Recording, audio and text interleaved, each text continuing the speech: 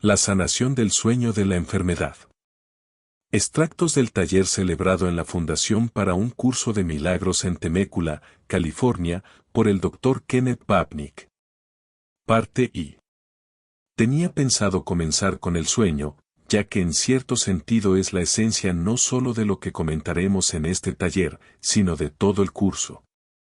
Cuando uno habla de sueños siempre es apropiado invocar a Sigmund Freud, sin el cual, como he dicho muchas veces, no tendríamos un curso de milagros.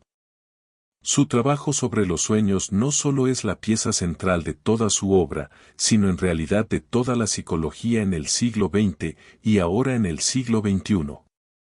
Su primer libro importante, La interpretación de los sueños, se publicó en 1900 y obviamente se centraba en los sueños. Pero Freud utilizó ese estudio como una plataforma para lanzarse a entender cómo funciona toda la psique. Escribió ese libro en una época en que la mayoría de los investigadores o personas que escribían sobre sueños tendían a denigrarlos, pues veían los sueños como tonterías que no encerraban ningún significado.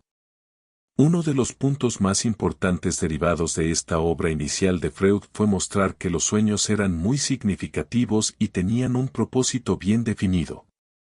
Propósito, como ustedes saben, es un término significativo en el curso. Jesús habla de ello una y otra vez, y si queremos entender algo en este mundo, debemos entender cuál es su propósito en relación con el sistema de pensamiento del ego y con la corrección de este mediante el sistema de pensamiento del Espíritu Santo. Cuando Freud habló sobre el carácter y la finalidad de los sueños, habló concretamente sobre la capacidad que tienen de cumplir un deseo, un planteamiento conocido como la teoría del cumplimiento de deseos. En términos generales, los sueños nos mantienen dormidos. Por la noche, cuando dormimos y las defensas tienden a relajarse un poco, todo el diabólico material inconsciente amenaza con salir a la superficie y, por consiguiente, despertarnos. El propósito del sueño es domar a estas fuerzas salvajes, según las concebía Freud, en el inconsciente y transigir con ellas, para permitirles existir y ayudarles a alcanzar algún tipo de resolución o realización.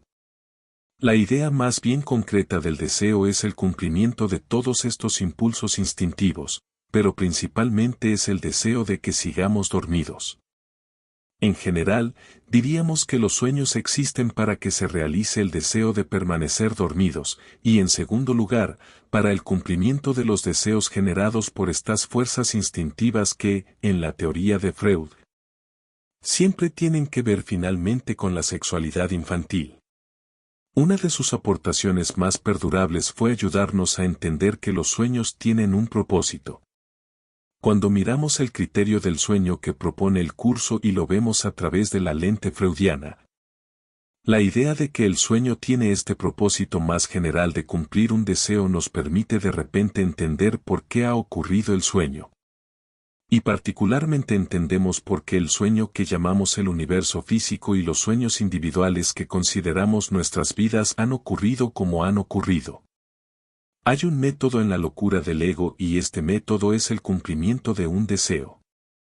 Aprendemos estudiando un curso de milagros que el deseo que el mundo cumple para nosotros, y concretamente el deseo que cumplen nuestras vidas como individuos en este mundo, es el deseo de mantenernos dormidos. Tal como lo enseñó Freud. Sin embargo, visto en el contexto metafísico, esto significa mantener vivo el deseo de estar separado de Dios. Esa es la condición dormida de la separación. El curso nos dice que estamos muy a gusto en Dios, aunque soñando con el exilio. Texto 10 y 2:1. El exilio, por supuesto, es generado por la idea de que efectivamente hemos logrado lo imposible y nos hemos separado del amor de Dios. Ese es el origen del sueño, y eso es lo que Jesús quiere decir cuando afirma, como lo hace en varios lugares, que el contenido de cada sueño es miedo. Texto 18.2.4 y en los regalos de Dios, páginas 115 a la 117. Es el temor de que de alguna manera Dios tome represalias y nos castigue por el pecado de habernos separado de Él. Por lo tanto, el propósito primordial que tiene el sueño del ego es el de mantenernos dormidos. Mantiene real la condición dormida de la separación, para que no vayamos a despertar del sueño y reconocer que todo el sistema de pensamiento del ego constituye el sueño. Cerca del final del capítulo 27 Jesús hace la distinción entre los dos niveles de sueño, el sueño secreto y el sueño del mundo. Texto 27.7.11 y 12. En el diagrama, el primer nivel se representa en el cuadro de mentalidad errada. Este es el sueño que esconde el deseo y el pensamiento de estar separado. Es el lugar de nacimiento de la profana trinidad de pecado, culpabilidad y miedo. El ego nos dice que nuestra separación de Dios fue un pecado, que matamos a Dios para poder vivir nosotros, el principio de uno u otro. Enseguida se nos enseña que debemos sentirnos culpables por este pecado atroz de haber destruido el amor del cielo, y como en el sistema del ego la culpabilidad siempre exige castigo. Nos volvemos temerosos del castigo inevitable que creemos merecer, ser castigados por el objeto de nuestro pecado, es decir, Dios. Ese es el sueño secreto, el campo de batalla original donde el ego nos ve en guerra con Dios. Puesto que esta constelación de pensamientos es tan horrible y tan llena de dolor y terror, el ego nos aconseja que podemos librarnos del dolor de nuestra culpabilidad y escapar del terror de ser aniquilados a manos de este Dios vengativo y maníaco, si abandonamos la mente, inventamos un mundo y allí nos ocultamos. A nivel específico, ocultaremos nuestro sistema de pensamiento, la imagen de nosotros mismos, en un cuerpo. Este es el comienzo de lo que Jesús llama el sueño del mundo, representado en el diagrama por el cuadro de abajo, el del mundo y el cuerpo. Esta es la segunda parte del cumplimiento de deseos del ego, la fabricación del mundo y de todos los pensamientos fragmentados, cada uno de los cuales parece estar revestido de un cuerpo. En el plan del ego, el mundo nos permite conservar la identidad de esta existencia individual, de este yo especial, único, autónomo, independiente y libre, pero desechar toda responsabilidad de él. Resumido brevemente, el propósito del ego para el sueño del mundo y el cuerpo es quedarnos con la separación que creemos que le robamos a Dios, pero desechar el pecado asociado con eso. Cuando hablamos de desechar el pecado nos referimos a la proyección, otro término que debemos agradecerle a Freud, porque fue él quien describió por primera vez esta dinámica increíblemente importante. Si algo no me gusta de mí mismo, lo rechazo, lo niego y lo reprimo. Todo lo que yo reprima y se vuelva inconsciente, automáticamente lo proyectaré. Esa es la ley de la mente dividida, lo que reprimo inevitablemente lo proyectaré. Primero lo hundo en mi interior para que no tenga conciencia de ello, y luego lo echo fuera. Necesito cuerpos u objetos sobre los cuales pueda echar dicha culpa. Por eso se fabricó el mundo, para alojar a los miles y miles de millones de fragmentos que llamamos cuerpos o formas, porque vienen en toda variedad de formas y tamaños, tanto animados como inanimados. Sin embargo, aprendemos en el texto que nada es realmente inanimado o animado, todo es igual. Texto 23.2.19. Todo es literalmente nada, una nada que creemos que es algo. Tomamos la culpabilidad por sentirnos responsables de la separación que está en nuestras mentes y decimos que ya no está en mí, yo no soy responsable de la separación, alguien o algo más es el responsable. Y el mundo surge para satisfacer esa necesidad o cumplir ese deseo. Ese es el propósito de todos los sueños. Comienzan con el sueño secreto, como dice por ejemplo al comienzo de la lección 93, crees ser la morada del mal, de las tinieblas y del pecado. Lecciones parte 1.93.1.1. El mundo surge para protegernos de lo horrible que es ese pensamiento, y entonces todos los demás se convierten en la morada del mal, de las tinieblas y del pecado. Incluso, si da la casualidad de que tenga una imagen particularmente negativa de mí mismo, creeré que no es culpa mía. Soy esta persona horrible, inadecuada e inferior que ves, porque así me hicieron, los que me han hecho lo que soy son mis genes, mi educación, todas las fuerzas del mundo que me afectan y que me han formado. Sea cual sea el concepto que tengamos de nosotros mismos en este mundo, acaba por no ser nuestra culpa. Una vez más, el ego se las ingenia para conseguir dos objetivos mutuamente excluyentes. Conservamos la separación que creemos haber logrado robar a Dios, pero desechamos el pecado, que es la creencia de que lo hicimos. Ahora tengo mi yo separado sin conocimiento, conciencia o memoria de dónde vino, a saber, mi yo y los de todos nosotros, porque comenzamos como un solo hijo y nos separamos como un solo hijo. El sueño secreto lo compartimos todos por igual, porque el sueño es uno solo. La fragmentación en miles de millones de yous aparentemente separados no ocurre hasta que el segundo sueño comienza a surgir con la primera proyección del error. Texto 18.1.4 a 6. El error original es lo que todos compartimos como un solo hijo, el sueño secreto. El sueño del mundo surge como una defensa contra eso. Su propósito es mantener intacto al yo separado, pero responsabilizar de ello a alguien, o a todos y todo, incluido al Dios que inventamos. Ese es el sueño. Lo que se comenta a lo largo del curso, así como en los dos folletos complementarios, es la idea de escindir el efecto de la causa, para que ese efecto ahora parezca ser una causa. En la parte izquierda superior del diagrama está la palabra causa, lo que significa que la mente escindida es la causa del mundo. Por lo tanto, el mundo no es ni más ni menos que el efecto. Una vez que proyectamos la creencia en la separación, el pensamiento de pecado, culpabilidad y miedo, hacia fuera de nuestras mentes y lo vemos en otra parte, entonces aquello sobre lo que ha recaído la proyección se convierte en el efecto.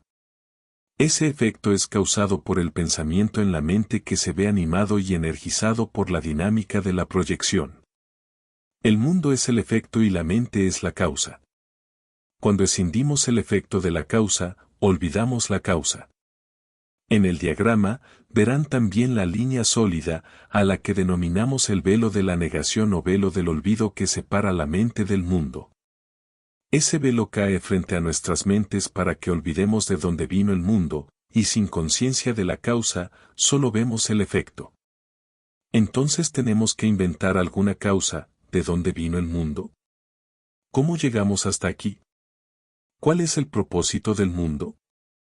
Entonces creemos que el mundo nos causa a nosotros.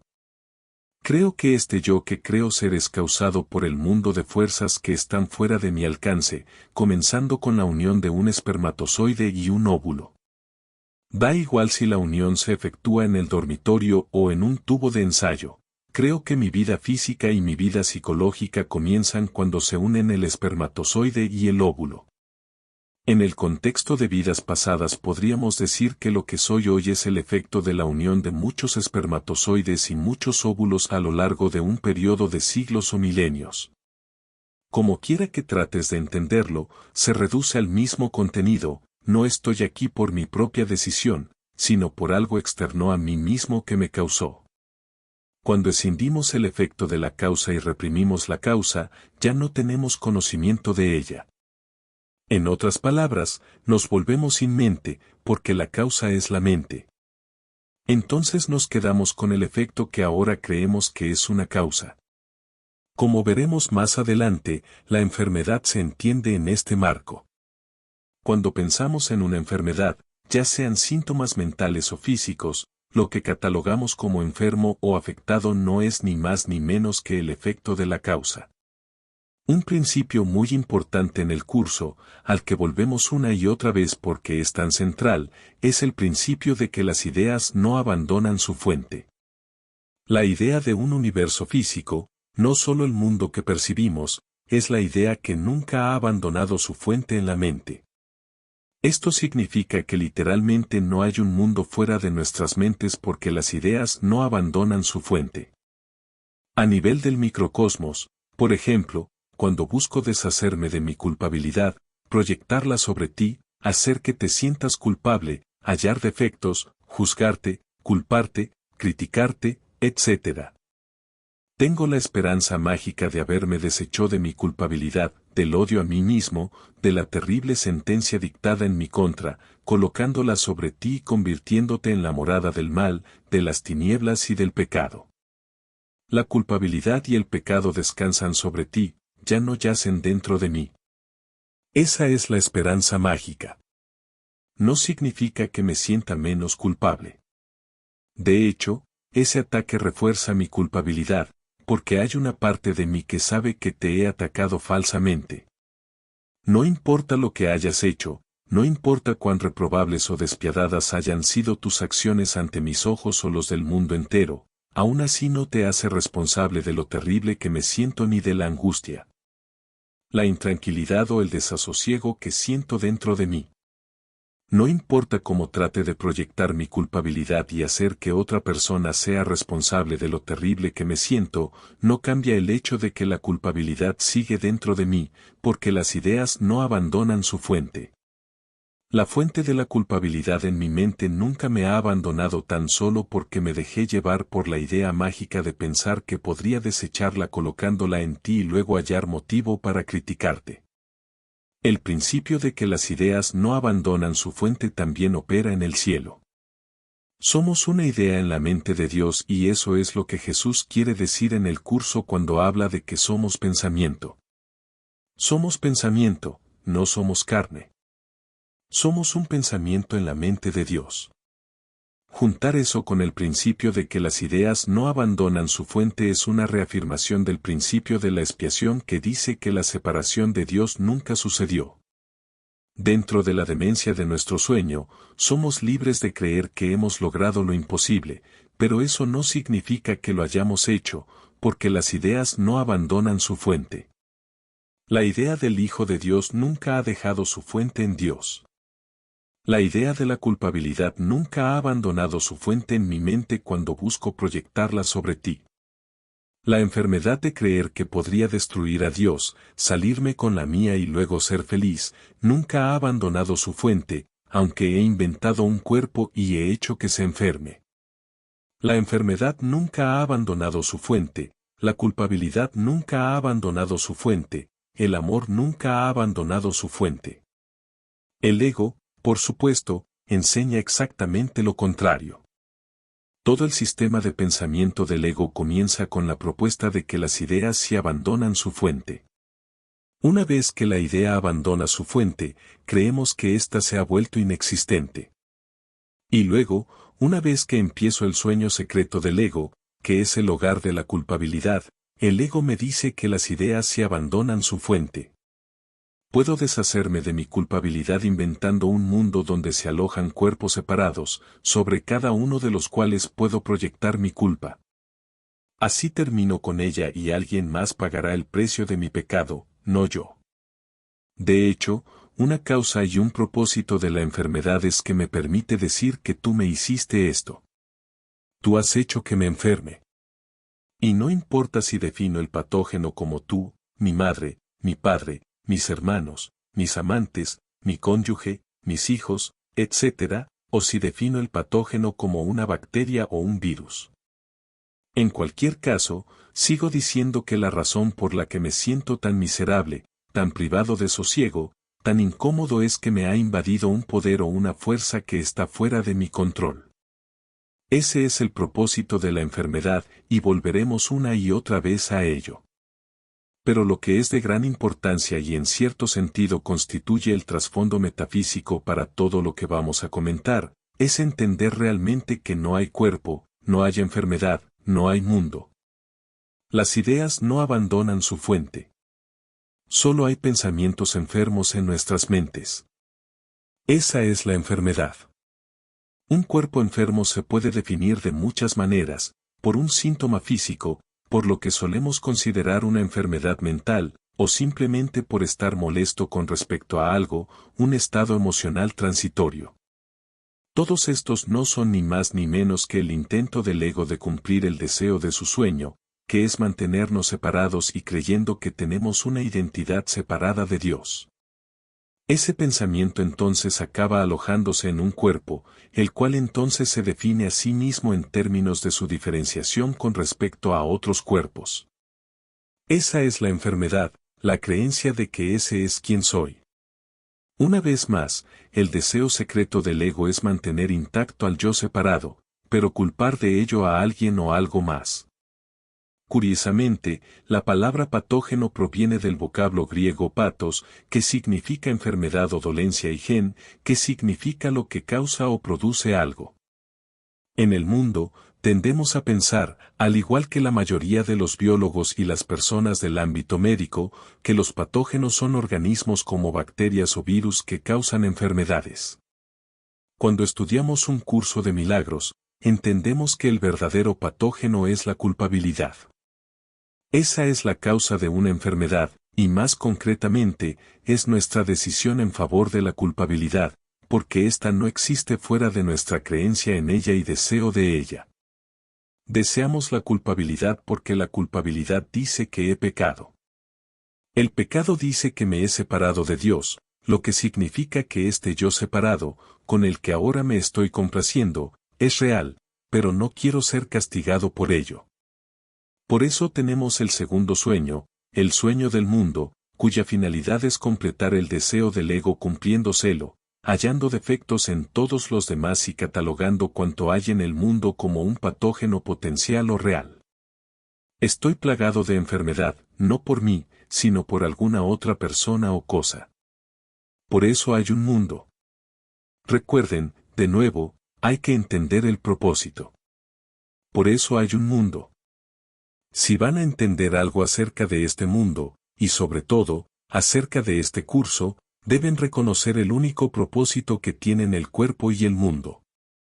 La finalidad de ambos es tener la capacidad de cumplir el deseo de mantener intactos mi pecado y mi yo separado. Ambos están en mi mente, pero luego mágicamente creo que, culpando a otras personas, puedo deshacerme de toda responsabilidad de ser pecador y de ser yo. Por eso hay un mundo de cuerpos. Como dice el libro de ejercicios, así fue como surgió lo concreto, lecciones parte 1, 161, 3.1.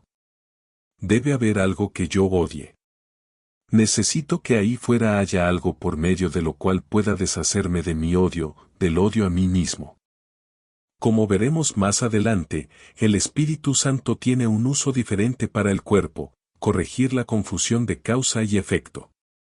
Consideramos que los cuerpos son tanto efectos como causa, tu cuerpo ha causado el efecto, que es mi cuerpo que siente dolor. El Espíritu Santo nos ayuda a reconocer mediante nuestras percepciones erróneas del cuerpo que el cuerpo únicamente sirve para redirigir nuestra atención a la causa real, que es haber elegido en favor de la culpabilidad en la mente. Esa es la enfermedad.